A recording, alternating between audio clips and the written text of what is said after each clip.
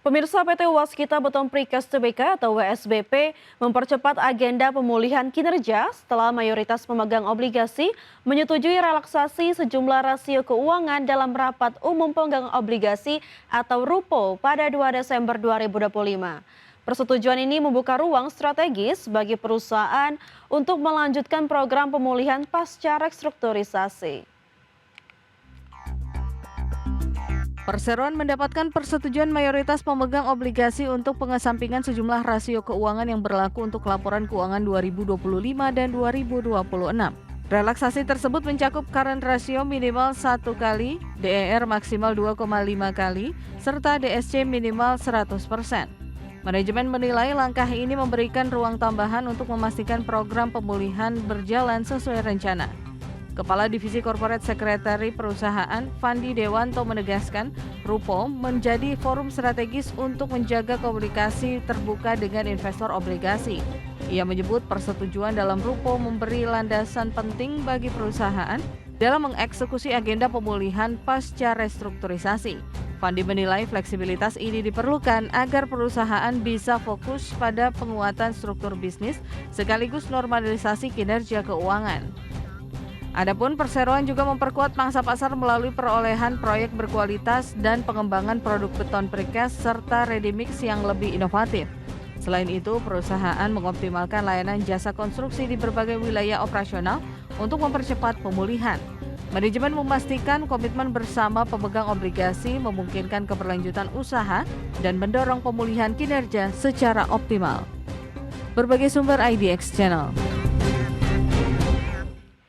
PT Solusi Sinergi Digital Tbk atau Search menaikkan adendum kerjasama dengan PT Kereta Api Indonesia atau KAI untuk memperluas pembangunan jaringan fiber optik ke Pulau Sumatera.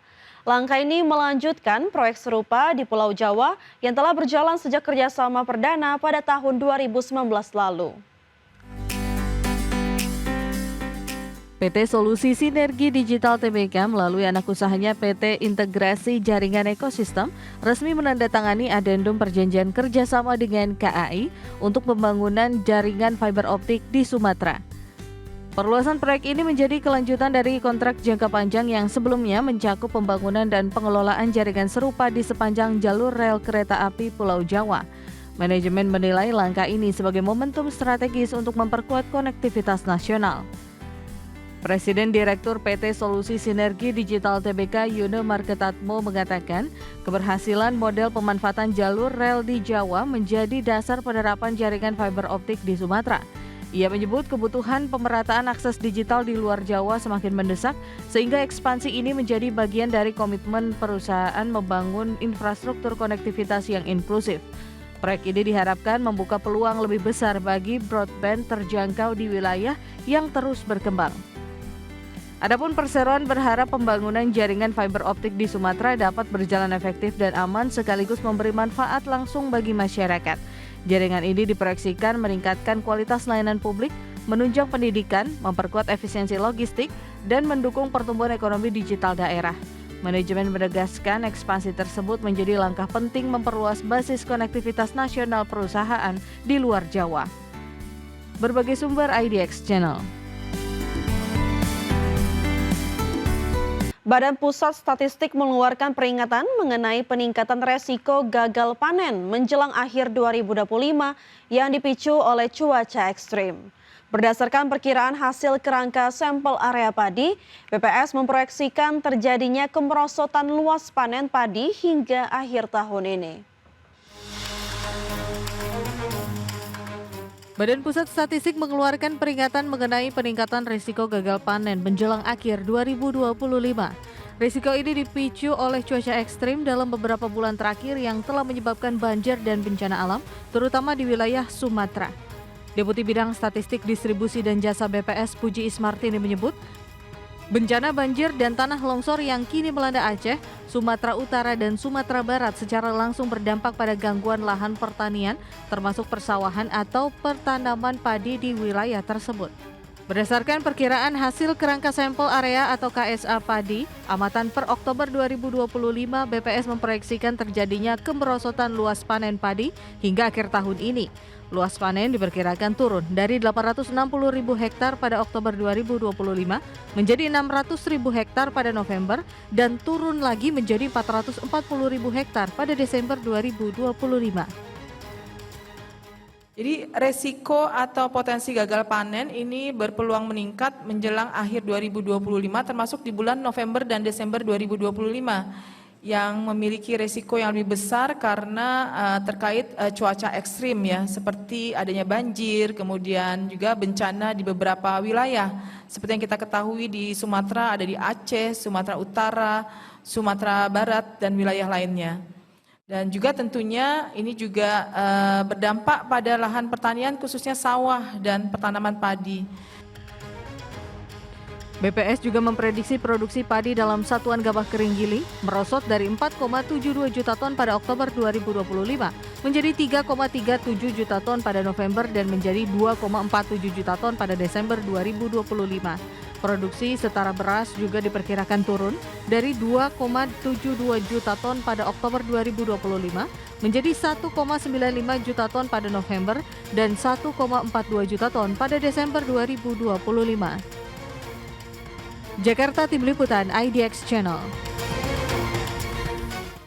Kementerian Kelautan dan Perikanan menyebut ribuan batang kayu gelondongan yang menghiasi pesisir pantai Padang Panjang akibat banjir bandang telah mempengaruhi kehidupan di pesisir.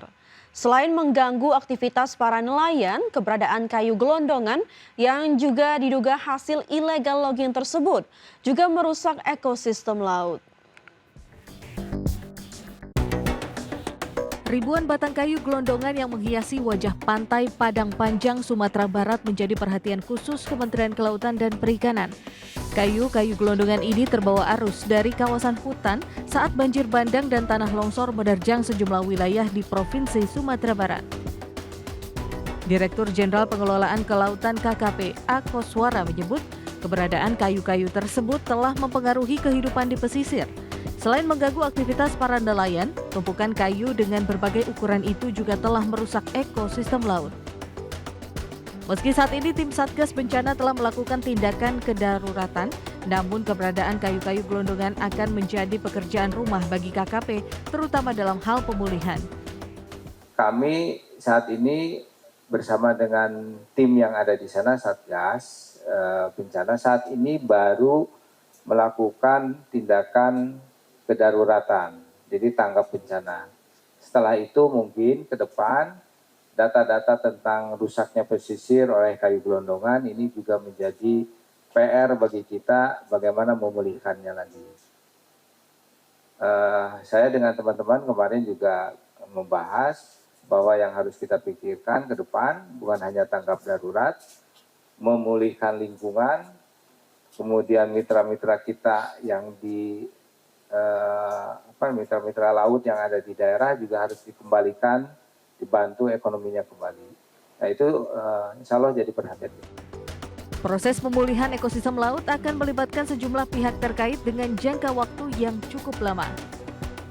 Dari Jakarta, Radiston Sanjaya, IDX Channel.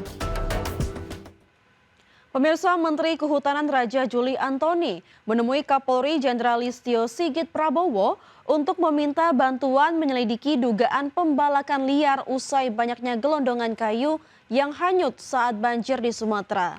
Menurutnya, Kemenhub dan Polri telah sepakat menandatangani nota kesepahaman untuk menjaga hutan. Berdasarkan MOU itu, Raja Juli berharap keingintahuan publik tentang dari mana asal-usul material gelondongan kayu yang terbawa banjir itu berasal terjawab. Keberadaan material itu sebelumnya viral di media sosial karena turut mengakibatkan kerusakan parah rumah-rumah warga korban yang terjadi di Sumatera, di mana Raja Juli mengaku sudah memiliki data-data awal yang didapat melalui penerbangan atau drone ke daerah-daerah terdampak. MOU yang ditandatangani, Memorandum Understanding, di mana kami sepakat untuk sama-sama kami minta bantuan kepada Kapolri untuk menjaga hutan kita. Nah, berdasarkan MOU itu, kami berharap concern publik ya yang sekarang muncul beberapa hari ini pasca banjir yaitu keingintahuan publik tentang asal-usul di mana material kayu yang terbawa banjir itu berasal. Kami sudah ada data-data awal melalui penerbangan drone, ya.